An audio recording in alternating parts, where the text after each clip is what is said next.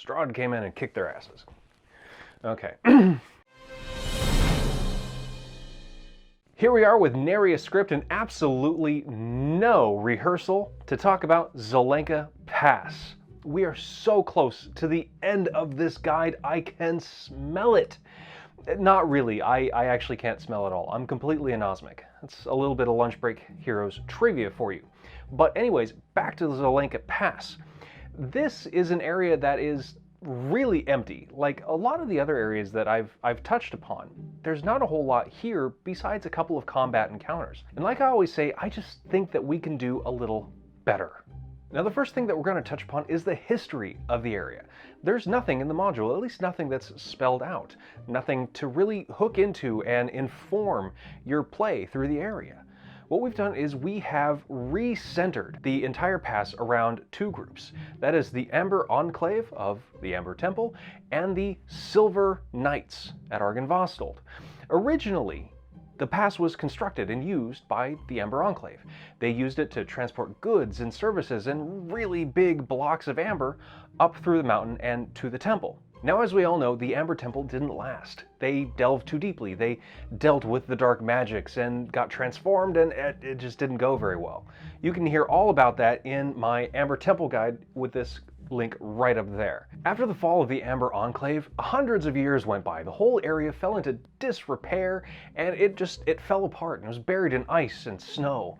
And then along came the dragon Argynvost and his Knights of the Silver Order. They rebuilt the whole area and repurposed it for their own ends. Now their goal in Barovia is to protect the Amber Temple from intruders. They don't want anybody getting in there and dealing with the dark gods that are within and just wreaking havoc. So they went up to the pass and they rebuilt everything. They made it into a defensive structure. They created the Gatehouse and the guard tower. They rebuilt the bridge so that they could move troops and whatnot to and from the temple. And being, a very proud dragon and a knightly order, they put up statues and other decorations and whatnot, so it looked nice. It definitely has a Knights of the Silver Order branding to it, at least in our guide. As we all know, nothing is permanent. The Amber Enclave fell, and so the Knights of the Silver Order also fell. When Strahd came into Barovia, he swept through the land and basically destroyed any resistance in his path, the Knights of the Silver Order included. His forces swept up through the mountain, charged up the passes, and they took out the remaining garrison that was at the pass. It wasn't much of a garrison. The Silver Order had pulled back most of their troops to fight the incursion, so it was a token resistance, but it was resistance nonetheless. Now, when he went up to the Amber Temple to delve into its depths, Strahd went in, and you know the rest. He became a vampire, yada yada yada, and here we are. In present day, Tsolenka Pass is used as more of a scientific research area by one of Strahd's brides, Ludmila. Now, she doesn't have a whole lot written about her in the module. She's basically just a name. So, in our version of Curse of Strahd, Ludmila is kind of the smart one of the brides. She's very scientific. She deals in magic. And right now, she wants to know exactly how much cold and pain a lycanthrope can take before it dies. Just so you know, if you want the written version of this guide, you can get it on Patreon by pledging as little as $1. This guide and all the other guides, past and future, are yours to download and keep forever. That being said, let's talk about some of the areas in Tsolenka Pass. First up, let's talk about the Gatehouse portcullis. Now, as you know, in the module, up top are two Vroks. Now, these Vroks are demons, and they will swoop down and attack anybody that tries to climb over the gatehouse or fly over it or otherwise circumvent the actual gate, that gate that's filled with a green fire. Now, the thing about these Vroks, they're really cool enemies, they're fun to run, but they don't really make sense in the module. Nowhere in the text is it stated that Strahd has any truck with demons. He's not into demonology, there's no other demons in his service. It's kind of random, it's out there in left field. So what we're going to do is we're going to take the Vroks out. They're not there anymore, but in their place we're going to put gargoyles. Now we know Strahd has a buttload of gargoyles. He's got them inside Castle Ravenloft, so it makes sense to have them here too. Now, if you want to add a little bit of spice to the description, maybe the gargoyles are crouching on top of broken statues of knights or broken statues of dragons. So they haven't always been here, but they came here and they replaced the imagery of the Knights of the Silver Order. Now these gargoyles are going to act basically exactly like the Vrogs. If anybody tries to climb over the gate, go around it, fly over it, whatever, they're going to reanimate, they're going to launch up, and they're going to attack until slain. Just past the gatehouse, in front of the guard tower in that open area, you go ahead and describe maybe a few chunks of amber buried in the snow and the ice. These are pieces that were rejected by the Amber Enclave hundreds and hundreds and 2,000 years ago, basically, for having imperfections in their craftsmanship.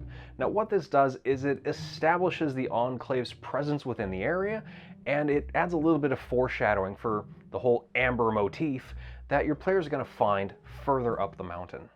Next up, we have the ground floor of the guard tower. Now, as written, there's not a whole lot in this room. In fact, the entire guard tower is basically empty. What we've done is we've added some Silver Order motifs in this area. Now, the mantle, the hearth area, it's got a couple of silver dragon statues. There's a shield mounted onto the wall above it with a silver dragon emblazoned on it. Along the north wall, there's a few rotting crates. Inside the crates are old equipment, arrows, armor, and whatnot. It's hundreds of years old, it's completely useless, and most of it falls apart when touched.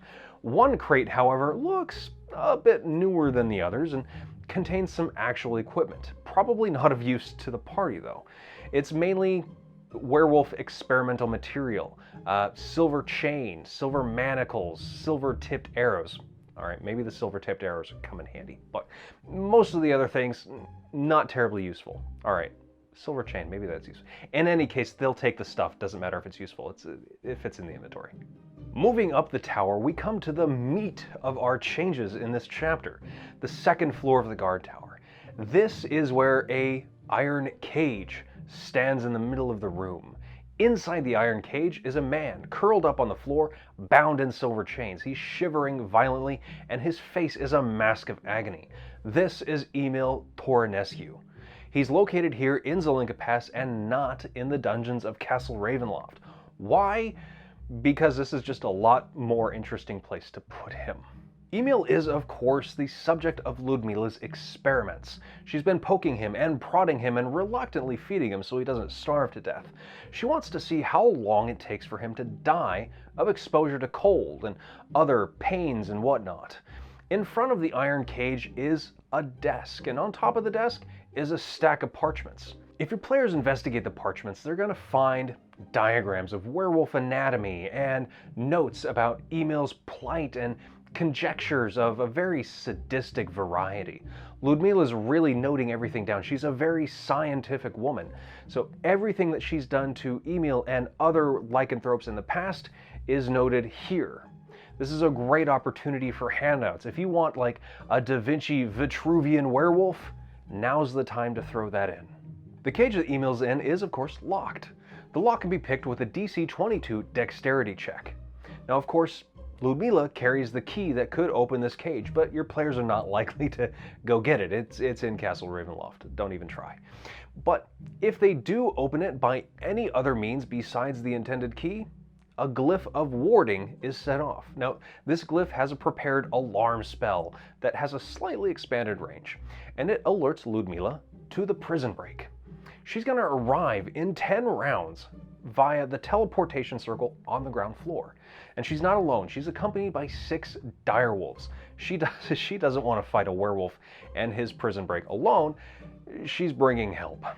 Now, unlike the module is written, Emil is not going to betray the party at the first available opportunity. He's not that kind of guy.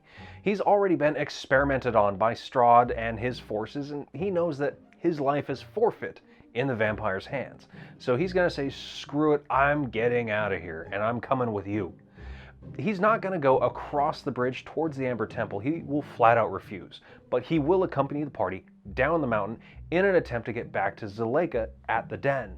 If Tsolenka's with the party when they bust Emil out, The two werewolves will briefly rejoice in a reunion, hopefully before Lumila arrives, and then they're gonna hightail it down the mountain with or without the characters. They're heading back to the den with the clear goal of getting there and overthrowing Kirill. They are ready to rip the den away from Strahd's influence and bring it back to its former glory. Moving on to the bridge of Tsolenka Pass, let's take a second to talk about the rock, or the roke, or however it's pronounced, the big freaking bird. In any case, this bird has its own special encounter. Now, the special encounter specifies that the rock only attacks when the players are traveling east to west, that is, coming back from the Ember Temple. Switch that around. It's now west to east, going to the Ember Temple, and I'll tell you why in just a second. Okay, it's been a second. Here we are at area T9 on the eastern side of the bridge. Now, on the archway, as written, are two horse statues, but we're going to get rid of that. Instead, there is a stone dragon statue on one side and a broken stone dragon statue on the other one. As I stated earlier, the main goal of the Knights of the Silver Order is to prevent people from getting to the Ember Temple, prevent them from taking a dark gift and bringing it back to the land of Barovia. This is a great and noble goal, but they couldn't just rely on preventing people from getting to the temple. They had to prevent people from getting out of it. Whenever you make something idiot-proof, nature always invents a better idiot. So they had to have that contingency in place. That contingency is the stone dragons. If your party arrives at the bridge, coming back from the Ember Temple, and any one of them has accepted a dark gift, the dragon will immediately animate, swoop down, and attack. It ignores any party member that has not accepted a dark gift. It focuses solely on the darkness within those that have been infected. It will attack until slain, and it will ignore any attacks from any non-dark gift characters. It'll pursue its quarry west into Barovia as far as it needs to go, and it will fight until slain. It will not, however, pursue them east toward the Ember Temple. It's content to simply cordon off that area and keep the evil contained. So, what is your party's experience in this area going to be? Are they all going to be the victims of the White Dragon? Or are they all going to pass across the bridge, clean as a whistle? Let me know down in the comments. Ooh, I almost forgot. The dragon statue thingy, use the young white dragon stat block. Okay, now that's it. Bye.